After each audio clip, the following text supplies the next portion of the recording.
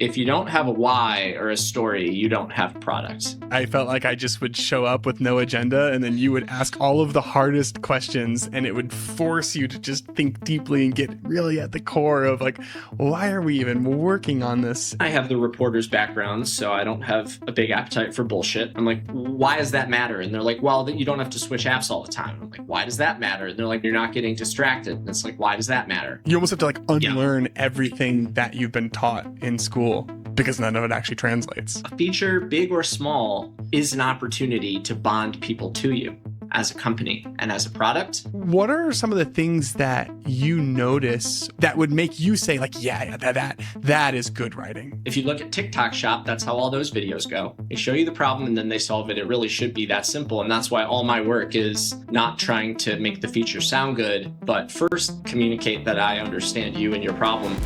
Welcome to Dive Club. My name is Rid, and this is where designers never stop learning. This week's episode is with Ellis Hamburger, who's the writer and storyteller behind so many of today's top startups like Raycast, Visual Electric, Mainframe. So this episode's going to be a little bit different. We're going to depart from the pixels for just a little bit and go deep into how you can tell a compelling marketing and product story.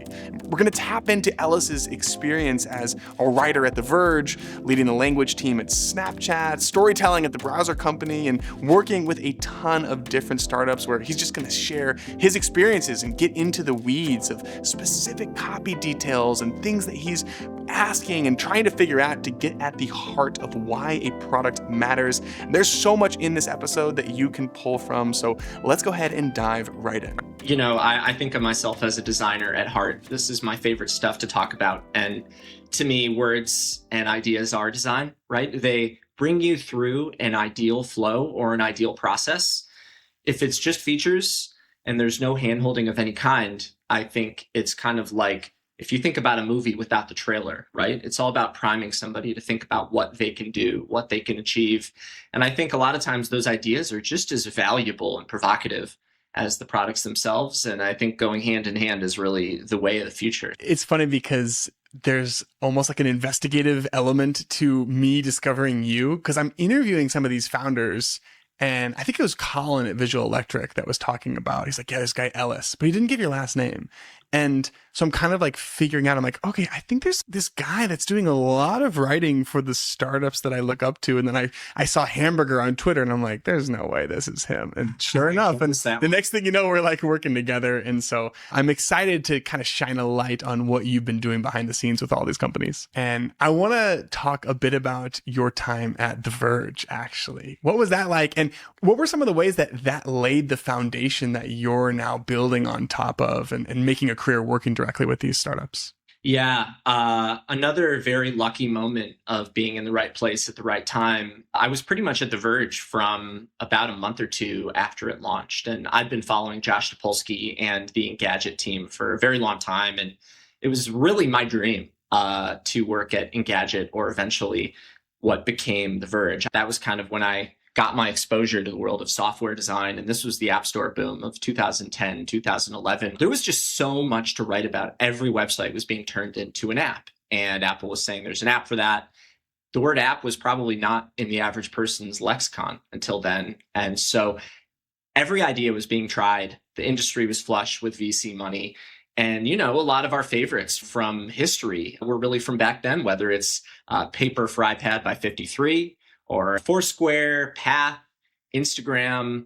There were so many great examples at that time of companies that were really designed forward and setting the path on top of iOS, I think, which was back iPhone OS maybe at that point, for what software could really feel like and how it could affect our lives. And in some ways, I really missed that period of skeuomorphism because it just had so much more personality. And I think that's a story as much as words is, right?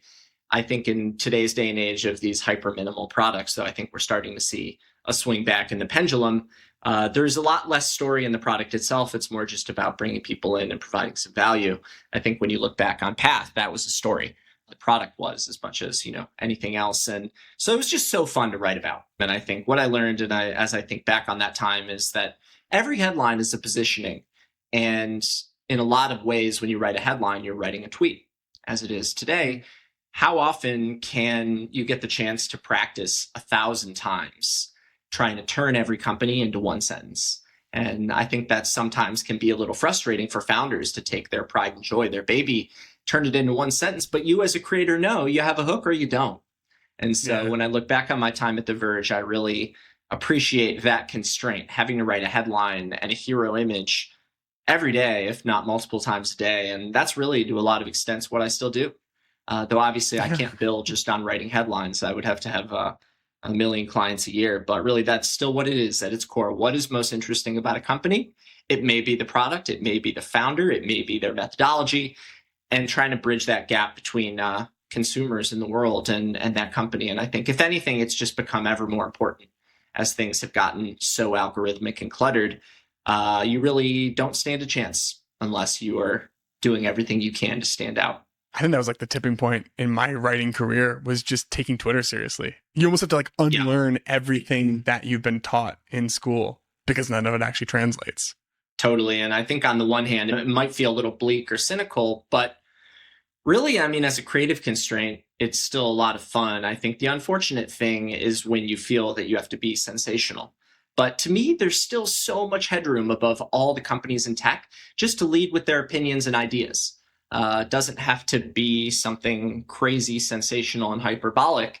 It just needs to be idea centric. Ideas are more viral than products to me. And the cool thing about ideas, too, is that every founder ideally has 3 to 5 ideas that they really can own and feel unique to them. Whereas they only have one product. You can only tweet about your features so many times a day. And I think ideas really give you the opportunity to participate in culture and stand out and bring people to your product, even when you're not tweeting about your feature set. Real quick message, and then we can jump back into it. One of my favorite parts of the recent episode with Smith and Diction was hearing about Mike's experience generating brand imagery using Visual Electric. I was already in Visual Electric because it looks like Figma. It feels like Figma, it operates like Figma, and that, to me, I was just like, I was comfortable. I felt like I can move around in here with confidence. I think that's exactly why I love the product so much too. I mean, sure, it's the most photorealistic image generator out there, but it's also so clearly built specifically for designers, and every single part of the UX is elite. So this is a reminder that you can get your first month for free using the code dive.club. Just head to dive.club/electric to get started. Look, you know how big of a Jitter fan I am, but their latest release is hands down the best one yet. Now, Jitter has an infinite canvas for animation design. And I mean, within 30 seconds of using it, I knew that this was always the way that it should be for motion design. It makes iteration 10 times easier. Collaborating with team members makes way more sense, and you can scale content across formats using multiple artboards in a single file. Jitter is crazy. Like, this product is so incredibly good now. You gotta try it out. Just head to dive.club/jitter to get started. That's JITTER. Okay, now on to the episode. I definitely want to go deep into how teams and products can position themselves, focus on ideas. But first, I kind of want to zoom into your time at Snapchat, because you joined as a part of this new language team. I would imagine there probably even wasn't that much precedent for what the heck UX writing even was at that time. So what was that like? It's funny. I was certainly wrestling with what to call it, because I certainly felt like I was saying kinship with the design team at Snap, which was heavily guarded. And all I wanted was access to that team, and UX writing was really the way in as a reporter who joined Snap without much guidance. I think Evan was one of those founders, like so many others, who just kind of collect people that they like. Evan may have also been trying to get me to not go to Facebook at the time, which was the company I was covering the most heavily and was really my number one candidate after I left reporting. So anyway, I joined Snap. And really, I just started writing thing by thing. I worked with Evan on blog posts. I did the release notes. I did the App Store description. I worked on product packaging for things like spectacles. And I think as the company grew, I think, as you probably agree, a lot of the best designers can express themselves well across mediums and can write. I think a lot of the best designers I know can write, and at the very least write in an interesting way, which I really think is one of the goals of a lot of these art forms, is just to be interesting and expressive. And that led me to everything from writing every string, as we called them. I don't know if designers still call them strings in the product, And so my way of trying to elevate what I did, I created what I called the language design team, which I think was more a butt of jokes than anything else. But fortunately, I have the Jewish self-deprecating sense of humor. So that was fine with me as long as people were talking about us, right? And so language design really grew from being kind of on the PR side to writing pretty much everything across B2B and B2C, from our S1 before the IPO to our first TV commercial to our sales narratives to the receipt that popped out of the spectacles vending machine. When I reflect on my own journey over the last couple years and getting into podcasting, it's almost created this lens where it's easier for me to tease apart the types of questions that people ask, even in everyday life. And I would imagine that your time in the weeds of app copy at Snapchat has probably helped you establish a lens that most people listening to this don't necessarily have, and they might not even feel reliant on a copy team. So what are some of the things that you notice or pay attention to in the products that you use every day that would make you say, like, yeah, that is good writing? I think it has to be evocative. I always think I have all these little mantras in my mind, like evocation over information. And whether it's a movie script or an app script, I think the idea really is to make somebody feel something.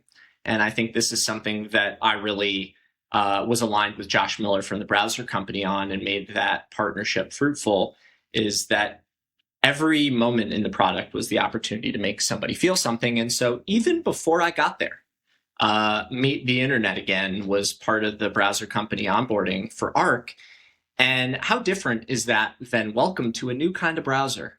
And obviously they had a whole A24 cinematic inspired app opening moment that I think other companies are just starting to copy now. But I think what defines great copy for me is that it does make you feel something, and it is incredibly complementary to the visuals. A lot of times when I'm writing for companies these days, I will actually just mock up a website in Framer because I think it's so hard to evaluate copy just in a Google Doc. And I think that goes with company names as well. It's very hard to understand if it's working without some type of logo treatment, feeling it in juxtaposition to the product. And I think if you look at one everyday example, I'm super inspired by CPG products. If you look at like where Chobani was and where it is now, I think that's probably one of the more successful rebrands of all time. A name that was bad, literally made good, because as it turns out, the word Chobani before almost looked like a Star Trek font. It was all caps. It was not very pretty. You're like, what is this? Is this someone's last name? And then I don't know who they worked with on the rebrand, but now the word Chobani is as puffy and juicy as you wish yogurt could be. And they kind of have these watercolor art on the labels that complement it in such a perfect way. And I'm sure their sales have just gone gangbusters since that redesign, because, you know, really that was what brand was invented to do, was to differentiate commodity products. And I think that's really where it can be so powerful. And I think one of the reasons that tech companies have been skeptical of brand for a long time, it's because there haven't been commodities in tech. We've been able to lean on our innovations. But in this day and age where this environment of reaching consumers is so saturated and crowded, you do need brand in every leg you can stand on to try and bring people in. And so, you know, if you look at something like the Daylight computer brand or the Mainframe brand, imagine those companies without the brand, without the visuals, without the name, without the typography. How different would that make you feel? You mentioned the Arc onboarding. Maybe we can just use that as a launching point to the next chapter in your story, which is eventually you joined the storytelling team at the browser company. Again, kind of is this theme of blazing your own trail in terms of the type of role. I don't know if there was much precedent for storyteller at a tech company up until that point, but maybe we could even talk a little bit about what that role was like and what were some of the things that you were helping Josh and team think through in the early days at the browser company. Yeah, it really was such a breath of fresh air after 7.5 years at Snap. Snap really, I think, was kind of my coming of age, my quick and dirty, long and dirty experience of everything you can do right and wrong as a company when it comes to product, marketing, comms, business. And so I'm so happy to have had that experience. But one thing that really stands out from that time is that Evan, as smart as he is, didn't want to communicate to the world. And I think part of that was his feeling that talking as a brand or as, the CEO of a brand was lame. And I think there was a point back when Snapchat was created that was true. But today, I think the shift that happened, which is completely fine, is that brand voices matter a lot less and creator and founder voices matter a lot more. And Evan just refused to do that. And it really is a bummer because there were so many rich narratives at Snap that could have brought people in and created so much love, not just from consumers, but from the salespeople. Our philosophies around ephemerality and living in the moment over permanence, and Facebook having every message you've ever sent. Our philosophy around augmenting the real world, as beautiful as it can be, then escaping to some virtual world.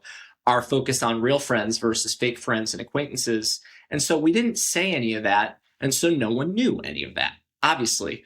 And so I was the guy who introduced every new hire every week to our philosophy. And people always told me like how meaningful it was to them and inspired them to get to work. And that was really when it hit me just how pivotal storytelling can be to inspire people to be happier, create better, think about their lives in a different way, bring their friends, besides just the age-old idea that, well, it's just product-led growth. I think you need to put words in people's mouth for how they're going to recommend it, give them ideas of how to talk about it. So then getting to Browser, where Josh, bless his heart, going from Evan under communicating to Josh probably over communicating, which I think he would agree with, was so liberating and fun. And Josh is so charismatic and has so many wonderful big ideas. And he has this genuine childlike enthusiasm that is just so contagious. And so really it was the perfect opportunity for me to say, hey, Josh, let's package all these ideas into the internet computer, into a way to frame up everything that we're doing, since people don't want to talk about a browser all that much. And you know what? That's fine. If we want to talk about startup transparency, if we want to talk about the internet and everything it can be, if we want to talk about personalization, as it goes with something like boosts, if we can be a leader for all these philosophies, the type of leader that I always wanted Evan to be at Snap with these ideas, then it makes them more meaningful, powerful, shareable, and fun to try. People are more motivated to try these features when they're elevated. If you look at something like Peak, I just love that Josh said, hey, guys, we have this thing called Peak. It's amazing. It's essentially like Quick Look, but for the browser. It's not something that is brand new to the world, but what it can be is a way to not have a shit ton of tabs that you already looked at and didn't close. And really, it's about liberation and beauty in that way. And so I partnered with Nash and Josh Lee on the storytelling team to create a video that I think is one of the things I'm most proud of. Maybe if you remember, it said beauty is in the eye of the browser was the tweet. And the log line, which actually came from Josh Lee, was the what if the best tab is the one you never open. And it was kind of like a crazy montage about the most beautiful parts of nature opening and closing, like a flower, an eye. And then the last 2 seconds of the video were showing a peak opening and closing. And so to go from a place like Snap, where all we did was a brand campaign every year and a half, to creating something more powerful than a brand campaign out of the smallest feature was just so fun and fulfilling and rejuvenating. And so yeah, that transition was really a big pivot for me, and in some ways allowed me to do everything that in some ways I always wanted to do. I think that's why I like that example so much, because the vast majority of teams would have taken something like Peak and they would have dumped it into a changelog, maybe a dedicated email, maybe. But that's probably the ceiling of what it could have become. And instead, you led with this beautiful video that, again, it didn't even have the feature in it until the very, very end of it. It all has to be content. And why not take a swing? A feature, big or small, is an opportunity to bond people to you as a company and as a product. The browser is one of the only products that has hours and hours and hours of usage every single day.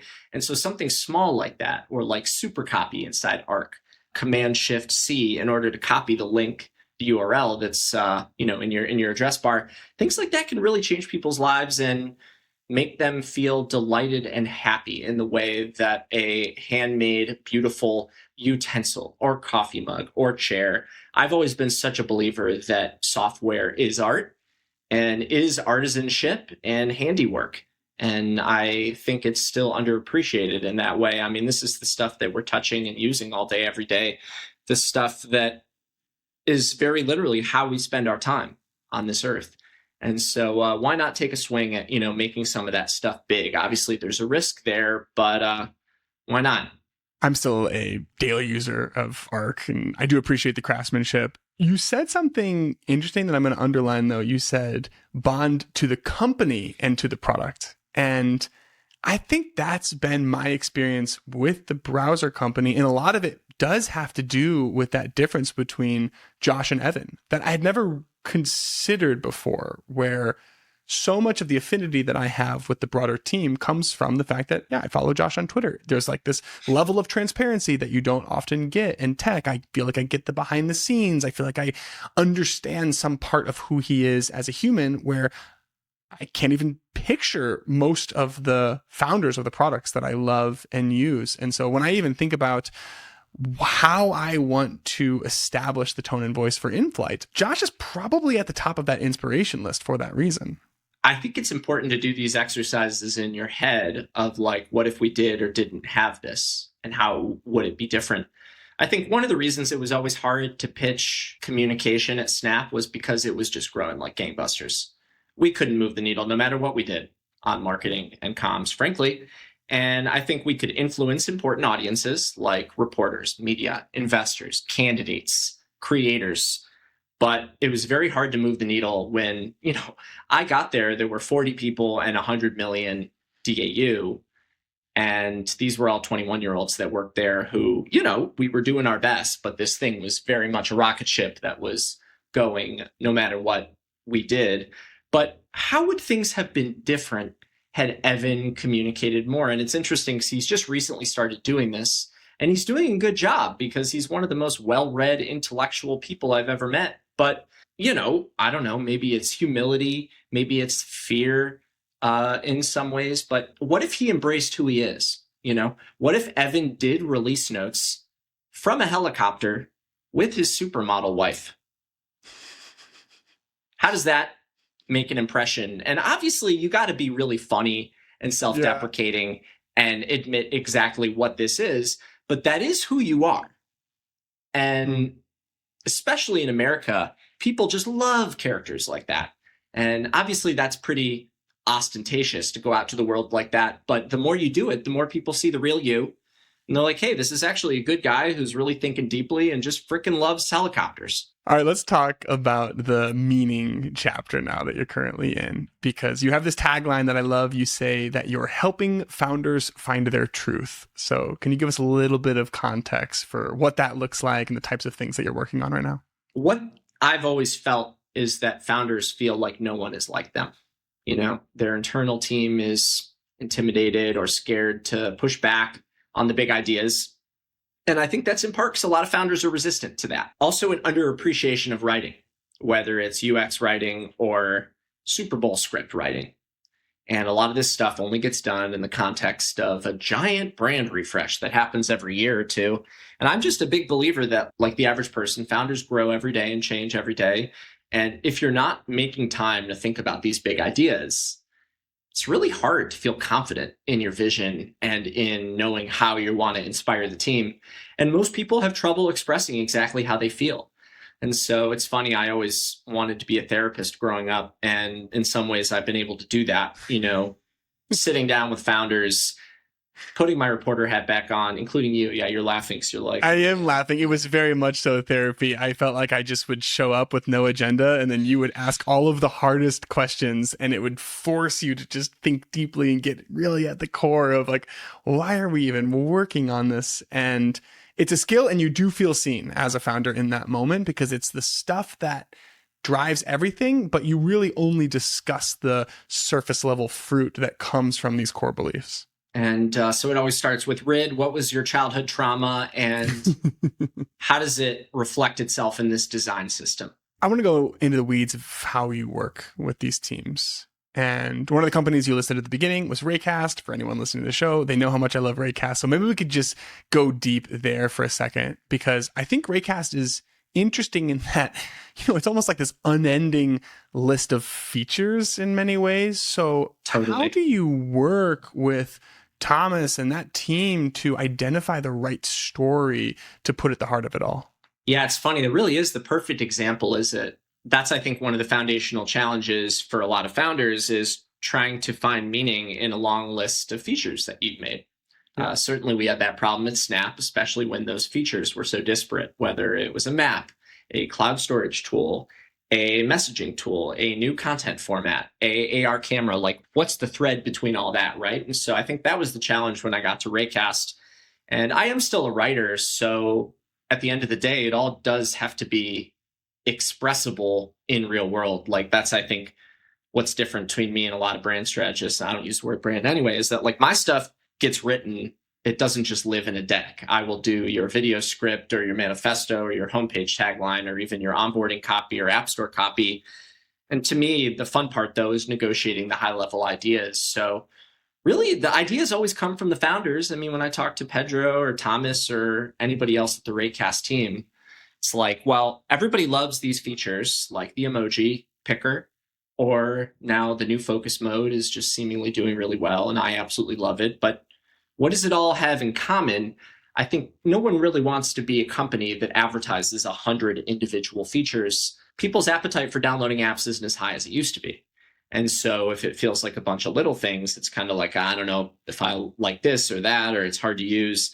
And so the exercise I do with founders is trying to, and this is design, it's finding the problem, the most important problem and pain point that you solve in people's lives. And so what I heard from them was that if you can bring up your Raycast, Omnibar, you're avoiding going to those other apps. And I'm like, interesting. What does that mean? I'm like, why does that matter? And they're like, well, you don't have to switch apps all the time. And I'm like, why does that matter? And they're like, well, then you can kind of stay doing what you're doing and you're not getting distracted. And it's like, why does that matter? And what we came back to is the idea that like, it's not just about avoiding distraction, which everybody knows and talks about. And so even if it's true, you want to find something new and fresh for your brand. But the idea of, on the other end of that, is we believe in this idea of flow and finding the right setup for yourself to be most productive. That incorporates shortcuts like the calculator or the conversions or being able to create a calendar event. That includes things like window layouts. It's like, how do you create commonality between those otherwise, besides just being these amazing little utilities? And so I think where we ended up was, someplace really cool that I was proud of, is just kind of the homepage talks about being the shortcut to everything. Everybody loves shortcuts. People are always looking for shortcuts in their busy lives. I think it's a bit more broadly appealing than, supercharging your Mac or something like that, if you want to move outside of that audience of early adopters. And then, if you look at the manifesto, it's about this feeling that we all feel every day of switching between apps and forgetting where you even started. And that's really just another way to talk about distraction. And so you really have to find that ownable narrative. And I mean, I don't know this for a fact, but I would bet that all those conversations several months ago either informed or validated the Raycast focus idea as something that was worth investing in. I mean, if this is a launcher, why would you make a focus mode? Like something that, I assume they're always trying to decide what belongs in Raycast, what belongs in the OS, what belongs in other apps.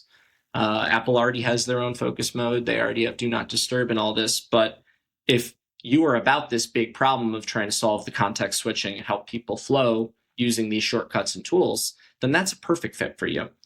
And so to that extent, I think I'm just as interested in stories as a way to align on product strategy as anything else. And I really do believe that this gives you so much more to talk about and react to. Before, maybe Thomas was tweeting about, changes to iOS, Mac, APIs, things that are very much about speed and efficiency. Now, if this is your narrative, he and Pedro can make tweets and videos about anything in the world of productivity, flow, focus, distraction, and it feels not just like a fit, but allows them to say a lot more things and bring in hopefully a lot more people as a result. Because if you're an atomic habits freak, you may not want a launcher, but you do want the best way to use your computer to focus. Yeah. It's really as simple as that. And I think that's what storytelling really comes down to for a lot of products these days. Ideas over features. There you go. I had a note, like a question that I really wanted to ask you, which is basically like, what are the questions that you are asking founders to get at these underlying truths? But it was interesting just listening to you talk right there, because it seems like the main one is, well, why does that matter? Well, why does that matter? And just repeatedly going deeper and deeper and deeper. It is energizing, but also, anxiety inducing. That I think my questions, besides the TED Talk question, and I also asked people, if you were Marie Kondo, what's your Marie Kondo? Your sparking joy, like literally cleaning your closet the most meaningful activity in the world. That is my favorite example of storytelling in action for a product or methodology. And so my questions really aren't all that different. I think I probably just have I have the reporter's background, so I don't have a big appetite for bullshit, which I think is pretty unusual for people in marketing and comms. And also having written every goddamn touch point from a Twitter bio to a error copy in an app to a TV commercial, I feel like I probably have a different criteria for what those nuggets are. What causes the bullshit radar to go off for you? Ego is definitely a big one. Inflating the value of a product. Like, I try and put myself in the shoes of someone who is on the outside. And so a lot of it is word choice too. Like, do you use the word leverage? Who talks about pitching their friend? Like, oh yeah, like this tool is such a good way to leverage your blah, blah, blah. Like, maybe if you're a finance bro, but otherwise it's just like, what the heck does this thing do? And so that's design as well. Putting yourself in the shoes of your audience, where they're going to see you and hear you. And does it sound stupid? Does it sound like Silicon Valley BS? Does it sound useful? And so I think part of that is just, I guess, having some skills at critical thinking and having a criteria and knowing how to poke holes. I guess I just always try and have that reporter hat on. Maybe it's just a muscle that you develop. Because if you're a reporter and you're just rewriting press releases, you are going to get tarred and feathered. And so maybe it's that muscle memory of not wanting to get made fun of on Twitter by my fellow reporters. You used the word muscle as you were talking. In my head, it was like, in many ways, founders are hiring you for your taste in writing too. Like, just someone, just like, I've looked at a bunch of headlines. I've looked at a bunch of pieces of copy. I kind of have an idea of what good looks like. I'm curious if you even think, like, do you have a personal style or even a way of describing the type of writing that you enjoy the most? It's always different. And so I think at a surface level, it can be appealing when I do my version of whatever. The question is it a fit for every founder, my voice? I think my voice tends to be very philosophical and thoughtful about like the meaning and why behind things. I think if you look at my work with Daylight, it's probably a good example. Like the headline I wrote for Daylight, which, there's a lot of interesting things about that product that could have been in the headline. Like the world's first 60 frames per second e-ink. Like that appeals to a lot of people. The world's best e-ink tablet for doing anything, not just reading. That's very functional. I think what I asked myself, in working with Anjan as well, fortunately, he's a very philosophical guy as well, is that people just kind of want to strip away all this distraction and clutter from their digital lives, that they can actually have a more healthy relationship with tech. And so a lot of what I do is kind of like common phrases and language that is co-opted or spun in some way. So in tech, all we talk about is reinvention, or like the phone reinvented, the computer reinvented. And so what I did there was the computer de-invented. On an aesthetic level, is just something you probably haven't read before and makes you think. I'm always trying to make people think more so than, be perfectly clear about what it is. To me, that's what the subhead is about. And appeal to that core human need. People want to de-invent and strip down and detox their digital lifestyles. And so that headline is really just a way to build that bridge, make people smile more than say everything the product does. I think that's what headlines are to me. And so if it's thoughtful and it provokes ideas, that's, I think, my style. Another one I'm proud of, I worked with Nicholas Ernst, a designer, on the positioning and manifesto for his studio that kind of works with founders on building, as he calls them, design sensible companies. Not just how do you do a nice design system, but how do you become design led and build a design culture. And what we got to was riffing on an existing phrase, kind of like what I was saying before. People talk about design is how it looks. And then, if you're good, design is how it works. But if you're even gooder than that, what is it? And what we came up with was, it's not how it looks or how it works, but design is how it's made. And so if the whole zeitgeist around what is design wasn't there, that isn't meaningful to you. So I guess a lot of what I do is just really trying to respond and react to what people are thinking about and feeling, especially problems. If you don't have a why or a story, you don't have a product, which was in his book, Build. I think they go hand in hand. It's all the same thing. Same with Meet the Internet again. It's got to make you smile and it's got to make you think. And at the end of the day, a headline is a hook. And so it has to be a good hook. You're having all of this back and forth with founders. You're helping them think, you're positioning yourself as a service for them. And, 99.9% of founders don't have an Ellis, but they might have a designer and they still have all of those existing gaps in the way that they think. And so how can a designer at a startup get at some of the value that you're providing? I think it's pushing for an actionable mission and vision. The main reason founders and designers come to me is because they want that North Star, singular vision. And so to give you an example, at Snap, we certainly had a unique mission, but it was so general. We first talked about being a camera company. And it's like, if you're internal, if you're a designer, you're like, all right, should I try more camera stuff, when I pitch ideas? Or if you're in sales, you're like, all right, should I pivot my narrative around being a camera, even though camera ads are something that is only a fit for brand advertisers. And that's not 99% of our business, And so that much was really, I think, kind of a idea to differentiate to Wall Street initially and show that we don't want to be a social media company, which fine. Then the next lines of the Snap mission, we contribute to human progress, which is probably as generic as an ambition gets, which isn't really useful or relatable at all, by empowering people to express themselves, live in the moment, learn about the world, and have fun together. I think as some idea of what the screens of the app are about and maybe their goals, sure. But what is the connective tissue of those things? What can only we do? What is the most inspiring? What should people be thinking about every day? I think without a very tangible mission and or vision statement that is actionable every day, I think they're kind of not very helpful or useful at all. And so when I work on missions and visions, I try and make them as inspiring and as specific as possible. And so to give you a sense of a manifesto I was proud of, I worked with Amo, the team at Amo, who I met at Snap, on their new suite of apps, which, why a suite of apps? Why that? Why are we excited about it? Why would consumers be excited about it?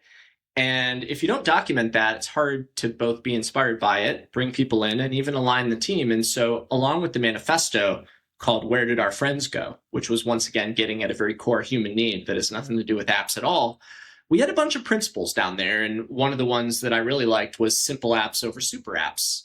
And we had this idea that the pendulum was swinging back to simple apps because we were just getting so overwhelmed with having to dig through products to get where we wanted to go. And I'm such a believer in codifying whatever those principles are to the extent that you can, because how else do you have signposts internally for how to make decisions and what to do?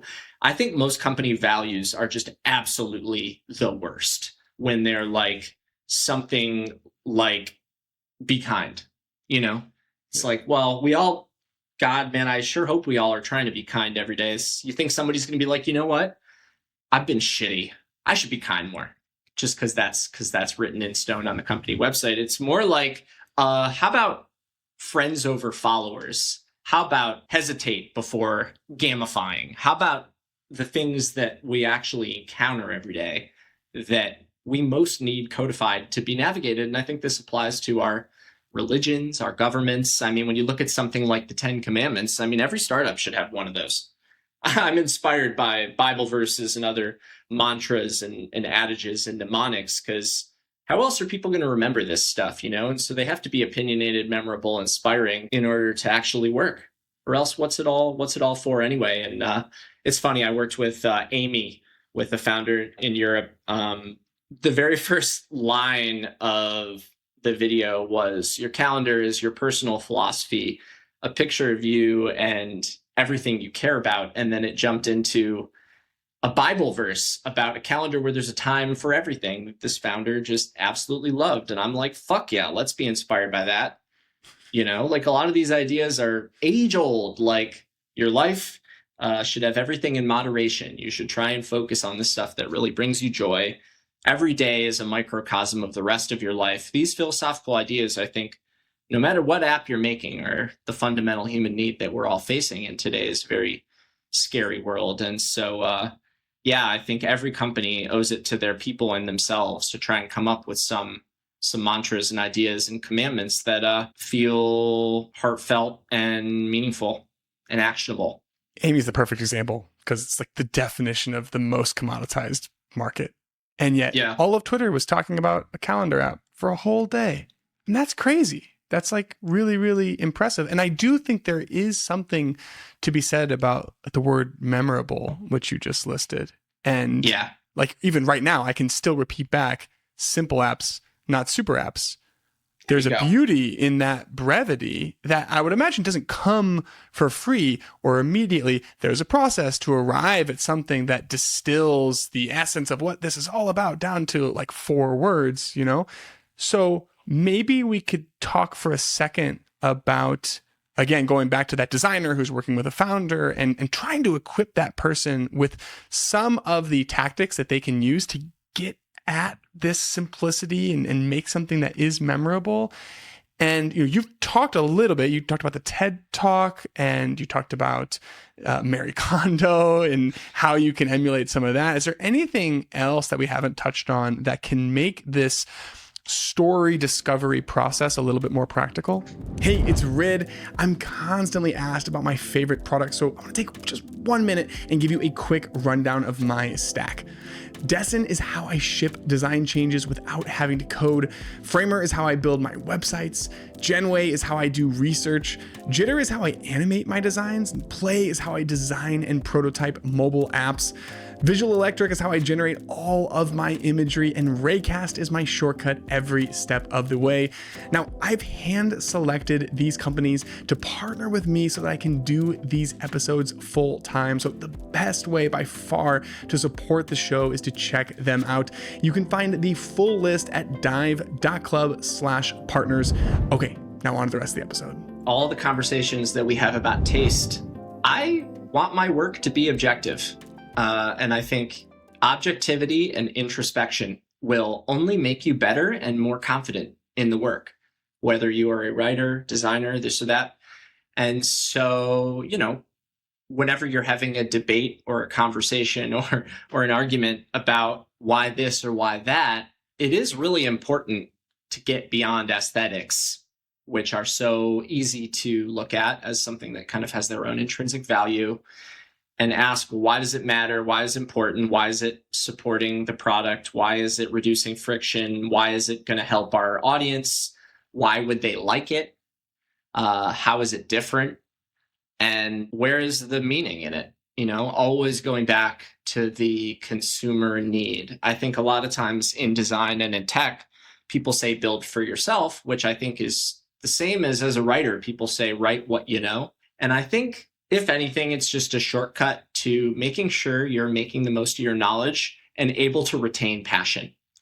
But at the end of the day, I do think you do have a customer, right? And so I think talking to as many customers as possible, which I think a lot of designers are afraid to do. It's scary. A lot of designers tend to be more on the introverted side. And whether you are kind of hiring somebody to do it or doing it yourself, and Snap did this a lot early on, which was great. Creates objectivity when people are feeling a certain way. It gives you a reality check on your ego. And for everything from a UX flow to copy, I think getting people's reactions is important. Here's the thing, though. They have to be representative of your audience. They can't just be randos, because all these thoughtful ideas and mantras we're talking about, aside from Make America Great Again, are probably not going to appeal to the average person who is living a very busy, chaotic life. Like, I think we have to know who we're talking to. And so that's one of the things that I, kind of own, is that when I write, I'm writing for people like us, investors, candidates, internal team, media, partners. And I know all those people. I've written for all those people. But if you ask me how to write product copy for someone in middle America, what I would tell you is, I don't know. We need more insights. And it's always the puzzle the same way. But I think everybody talks about instinct. Sure, like, start there. But I think you really do have to validate your ideas through data, research, talking to real people. Because this was an old advertising adage from David Ogilvy. It's like, make sure you're saying what you think you're saying. Like, it can be remarkably easy to not say what you think you're saying and just get in your own way. I think the computer de-invented probably needs to change once they go a bit broader and are, a bit more accessible to the average person. That's the objectivity right there, where it all comes back to. And there's a big difference between doing these research calls where, most designers are hunting for problems and we immediately go into like solutionizing and translating this into interfaces and flows. But a practical takeaway that I'm having from this conversation is just, when I'm talking to users, customers, trying to identify specific language that I can then pull from when I'm writing product copy, marketing copy, figuring out that next, little trailer video to put on Twitter, and trying to have as much of that language come from the actual things that people are saying as possible. Oh, yeah. I mean, I'm the biggest New Yorker fan in the world, but it's like that type of language is targeted at a very specific group of elites who still read freaking magazines. And so that's part of knowing who you're designing for and who you're talking to. Tech, especially with tech jargon, just doesn't mean anything to anybody. I think even things like faster or better are not things that most people really care about. Just like, show me, be inspired by as seen on TV. Yeah. In those old commercials, more so than tech marketing. Show me the problem and then solve it. If you look at TikTok Shop, that's how all those videos go. They show you the problem and then they solve it. It really should be that simple. And that's why all my work is not trying to make the feature sound good, but first communicate that I understand you and your problem in order to get your attention and remind you of the problem, and then present you with the solution. And that's how I think about headlines and subheads. The headline, I think, asks the question. The subhead is then just as clear as possible about what it does. Even listening to you say faster and better, you've already instilled this knee-jerk reaction in me where it's like, well, why does that matter? And I can see the value of continually asking that question. Yeah, exactly. And it's probably true. I mean, most consumer products on this earth are probably faster or better. But what does that mean? And not only that, but like, maybe most importantly, it's just not unique. It's not a good hook. And for some reason, every company is tempted, I think by Think Different, to like just make their company like email better, browse better. And it's like, sure, that sounds simple, but it doesn't actually have any meaning. And I think that's really where that why does that matter come in? What does this really mean? It might look nice in the type that you've chosen, but it isn't really playing to your strong suit as a company. And so really, be honest with you, like most founders I talk to are in the world of faster, better, more efficient when I first start talking to them, and they know who they're going after. But for some reason, we're stuck in this like highly functional mindset. You got to use every tool you have to try and differentiate and evoke. And most companies don't even do it. They don't even take the chance. And so I'm always applauding companies that do take a chance, even if I don't know if it's perfectly on the mark. It's like if you look at something like the recent Perplexity campaign, if you look at something like the visual aesthetic, incredible, super distinct, ownable, especially versus the competition that is seriously trying to do, the whole Uber bits thing where our company is just dots. Like, sure, I mean, fine, that looks nice, and I'm sure it's ergonomically, Fibonacci-ly perfect, but does it make people feel something? I'm not so sure. And then they have this line about know-it-all. And I think it's fine. I like it. But, do people want to be a know-it-all? It reminds me of this age-old debate we've had about outsourcing ourselves to Google or to now AIs. And I think there's a lot of evidence that that's true. And so, I'm not necessarily sure that that is the perfect line. However, the fact that they shipped it is a massive win. And it's different, and it's short and sweet and memorable. Clearly, I remembered it. It's good. Yeah. And so I think it's always better to put something out there than just to wait forever and ever and ever. And I'll give you one more example, speaking of faster and better, from the Snap years, which is that we always said that Snapchat was the fastest way to communicate, which is highly functional. But if you were to actually tell that to somebody in person, they're like, texting seems pretty fast to me. Talking on the phone, you dial them and then they pick up and then you talk. And so I don't know why we were stuck in that mindset for so long, but it took us years to get to a point of asking, why does that matter? And I vividly remember making a Google slide with a positioning statement that I found online, because I did not come from a conventional marketing background, that said, we are the best way to blank so that you can blank. And I'm like, holy shit. Why was nobody here asking that question? So that you can, and I remember writing, deepen your relationships with the people that matter most. There's no other product, certainly in social, that's focused on that. And that, the most obvious shit in the world, led to the Real Friends campaign, which really helped us codify that idea that it's not just about sending, either drunk or sexy selfies, but the reason this product has 500 million daily users is because people do it to send their daily lives that isn't fit for Instagram. And you can show an individual snap and you could say, look how quickly I sent it, but no one can relate to that inside joke. Or you show the entire friendship, which was that TV commercial campaign. We had 20 friendships from around the world. There was just the most beautiful, loving, best friendships. That is what people want. They want to be closer to a friend and feel like they're there with them every day. That's what that product is for. But if you only talk about it as the fastest way to communicate, it's not inspiring. Who are you even competing with? And so moving beyond faster, better, and asking, what does it actually help you do in your life that people really want, is always the first key. I love so that you can. I love asking, why does that matter? We've covered a ton of ground. It's been super practical. I love all of the examples that you shared. How do you think we should end this? Is there some kind of a through line across these different stories, or a parting piece of advice that you want to give to a designer who's listening, who's inspired to make this practical, take some next steps, grow this storytelling muscle, start to contribute on the product marketing front? Anything that you want to leave people with before I let you go? Yeah, make your onboarding not suck. Today, I think people are starved a lot more for meaning than they are utility.